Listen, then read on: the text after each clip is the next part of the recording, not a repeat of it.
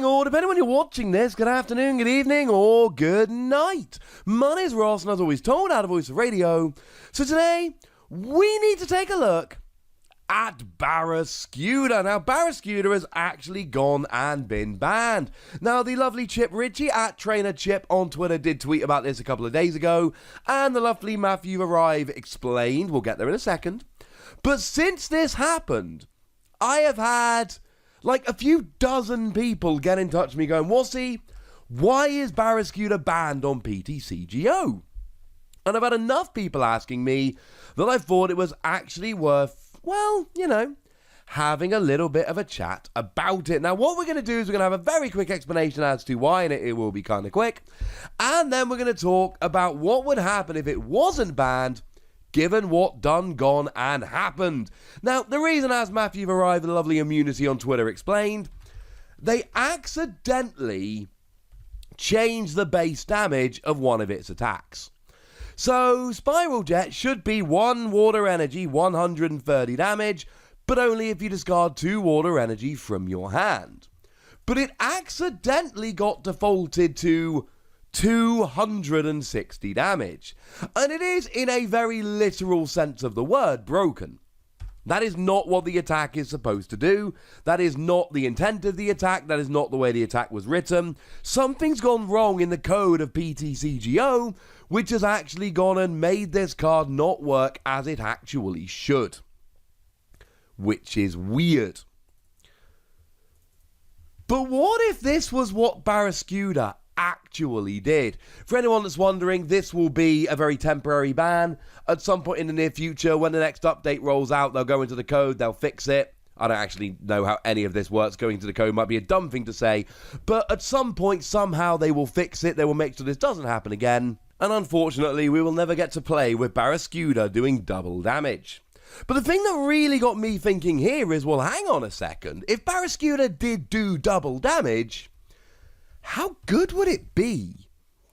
And look, it's not really terribly fair, right? Because we are literally doubling the amount of damage we're doing here. I get that. But even that aside, even how unfair this question is, I think it would be really, really good. You see, you're a stage 1 single water energy. So in terms of paying the attack cost, really easy, no issues. We're in a very good position here. And in terms of getting the energy in hand, it's really not that difficult. Don't forget we got that Capacious Bucket card now that allows you to search your deck for 2 water energy and put them into your hand. So getting the energy is really not that difficult.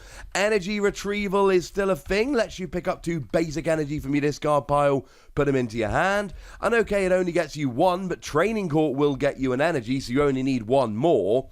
And, I mean, we're not talking fire decks here. We're like Fire Crystal and Energy Retrieval. Because let's face it, this becomes weirdly similar to Blacephalon at this point. But I tell you what, it's pretty easy to pay. The attack cost, the attack requirements, we're in a good position. The thing is, 130 just isn't enough damage. I mean, 130 is a perfect amount of damage to be taking out support Pokemon. So your opponent's Jirachi, your opponent's Chinchino, things of this nature will go down very easily, and you're looking beautiful. And similarly, non-GX attackers, things like Hooper, which are slightly bigger, things like Volcanion, although to be fair, you are hitting for weakness, so maybe that's not a particularly fair, comparison, but still, you'll get a KO. And while we're talking weakness, you'll get things like Center Scorch V. Now, you won't get V Maxes, unfortunately, but you're doing 260 with weakness, so getting things like Center Scorch V and Ninetales V and Heatran GX, you're basically getting your 2 prize Pokemon, but not your 3 prize Pokemon. You are tantalizingly close to Reshiram and Charizard, but unfortunately, you actually end up 10 damage short, and you activate their Outrage attack at the maximum possible level of damage, which is not ideal, shall we say, ladies and gentlemen. Not ideal.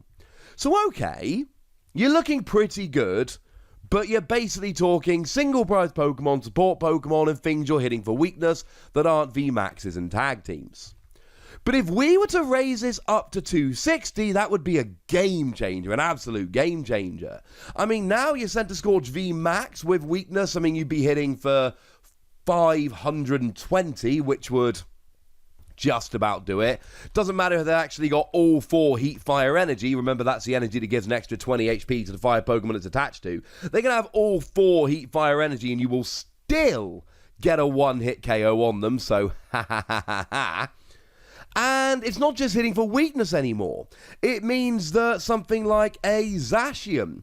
Now, 260 is kind of a weird number, because obviously Zacian's sitting there rocking 220 HP, so on the one hand you're like, well, that's easy, that's a nice one-hit KO.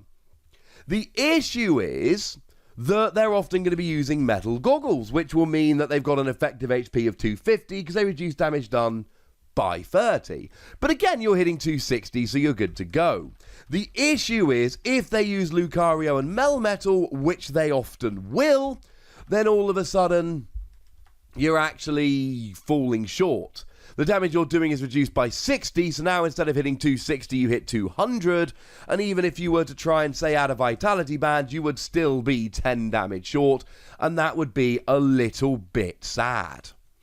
There's plenty of other Pokemon you'd be getting here as well. Zamazenta, although the same deal in terms of they can use one of the 2 damage reduction cards, but if they end up using both of them, you will be in a wee bit of trouble. Things like Lucario and Melmetal, you actually will get a one-hit KO as long as you attack before they get their GX attack off, because they actually have 260, but if they get their GX attack off, then they'll reduce damage done by 30 and you'll actually whiff. So it becomes a little bit of a race. If you can get the attack off before they use their GX attack, you're good.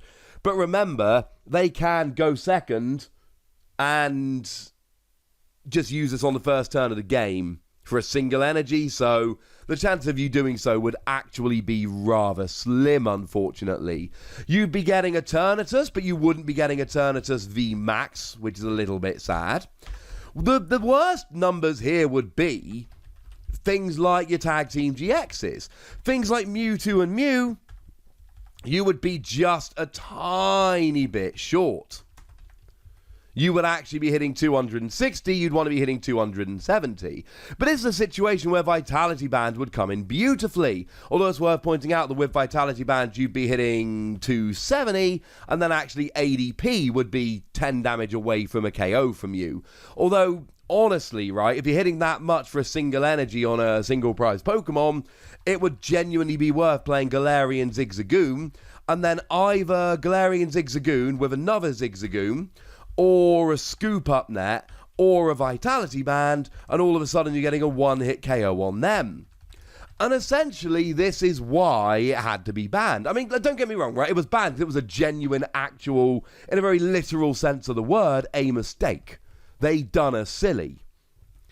But if Barraskewda did 260, it would go from a card that we basically do not play ever, to a card that I think would take a big, big role in the metagame. It would be a single energy attacker that could be played with stuff like Aurora Energy in a whole bunch of decks with other single energy attackers of other typings. It would be able to KO pretty much any Pokemon V and GX, while even being able to take out some tag teams, and if they were weak V Maxes. It would be a genuine powerhouse card. Of course, 260 damage for a single energy on a single prize stage 1 Pokemon is clearly over the top. I've made no secret of the fact that I adore the upcoming Barraskewda. Now, the upcoming Barraskewda has Esper's attack. It basically does 20 damage for each damage on one of your opponent's Pokemon, but instead of being 3 energy on a basic, it's 1 energy on a stage 1, which I like way more. Evolving once is so much easier than getting 2 extra energy on a Pokemon. So I'm a huge fan of that. And then, of course, we've got the Cramorant coming in the same set. These are all coming in Vivid Voltage. That lets you discard as many Barracuda, the pre-evolution of Barraskewda, from your bench as you like, doing 60 damage for each one discarded. So clearly that whole line is about to get a whole bunch better in Vivid Voltage. The Barraskewda in Rebel Clash was the first one we ever saw, and the next one is going to be the good one. The next one is going to be the one that could really, really start crushing. Although the artwork on this one from Rebel Clash is absolutely stunning. I'm not saying that this is a particularly good card, but I am saying that if it did 260, if it did what it essentially did to get banned, it would be a genuinely, legitimately awesome card. But to answer the actual question that a whole bunch of people got in touch with me for, it got banned because they made a mistake and made it accidentally do double damage. But I'm sorry, that made me think, wait a second, what if it did do double damage? And that made me want to go and do a video about it. So I did. But now, ladies and gentlemen, I would like to know what you think about this Barraskewda, whether you would play it if it was in fact like this, whether you've played it, etc, etc. So go nuts in the comment section, but be nice! And then make sure you like this video, subscribe to this channel, follow me on Twitter at the Wassy, and Twitch for some live action at twitch.tv/PTCGRadio. If you want to support the channel, get some bonus podcasts and all that good stuff, head on over to patreon.com/PTCGRadio, where you can do exactly that. But by far the most important thing, as always, look after yourselves till next time, would ya? Thank you very much for watching. My name's Ross, and you've been watching PTCG Radio.